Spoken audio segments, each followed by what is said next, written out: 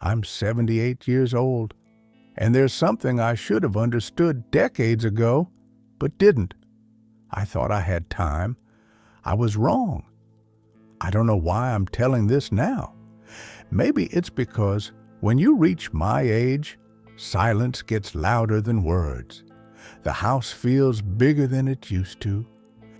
The days feel longer, but the years feel like they disappeared overnight. And sometimes, late at night, when everything is quiet, your mind doesn't let you rest.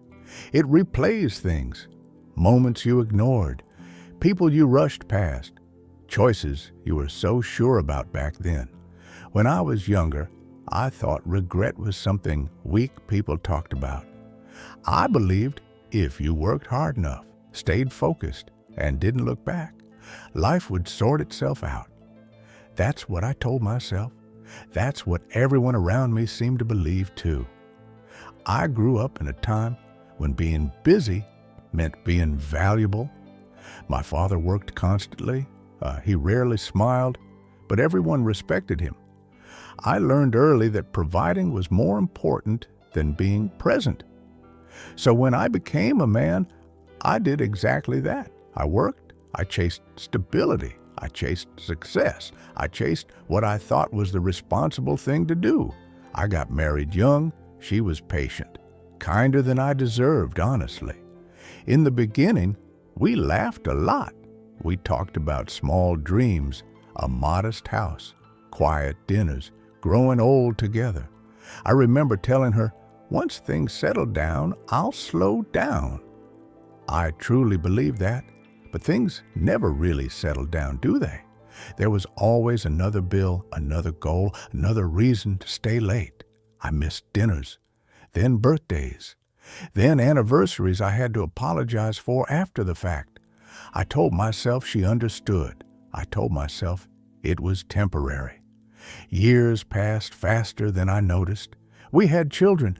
I remember holding my son for the first time thinking, I'll do better for him. I meant it, but meaning something and living it are two different things. I was there, but not really there. Physically present, mentally somewhere else, thinking about work, about deadlines, about money. My kids grew up in front of me while I was looking past them. I knew the sound of the front door opening in the evening, but not the details of their days. I knew their ages, but not their fears. I told myself I'd catch up later. There would be time. There was always time, until suddenly there wasn't. One day, my daughter stopped asking me to come to her school events. She didn't say anything dramatic. She just stopped asking. At the time, I felt relieved, less pressure. Now, that memory sits heavy in my chest. My wife grew quieter over the years.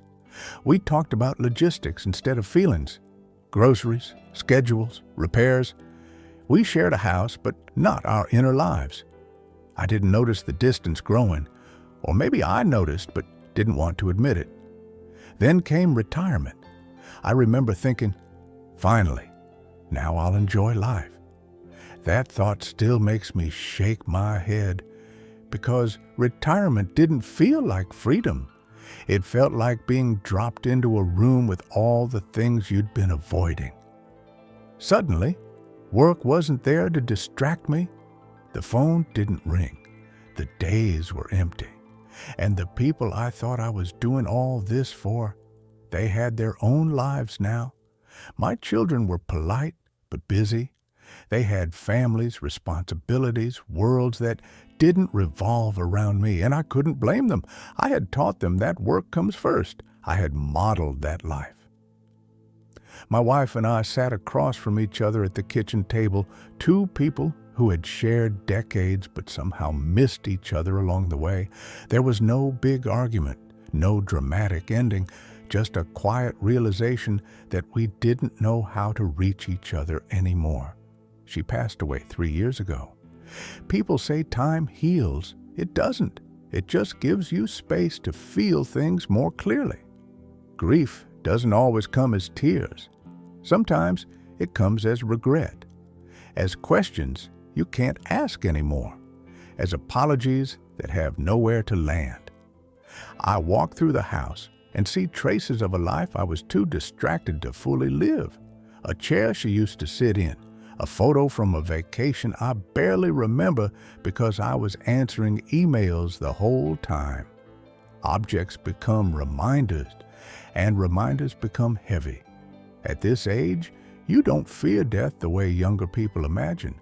What you fear is the idea that you misunderstood what mattered, that you invested your energy in the wrong places, that you traded moments you can never get back for things that no longer matter.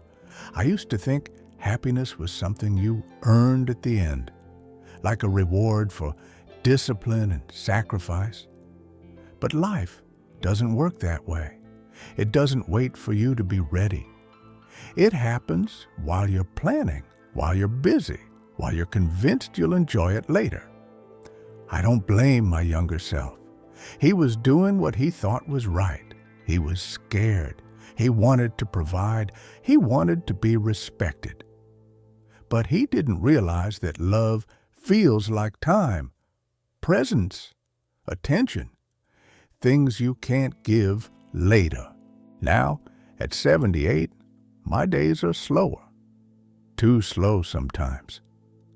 I have time to think, time to remember, time to wish I had done some things differently. I don't need much anymore.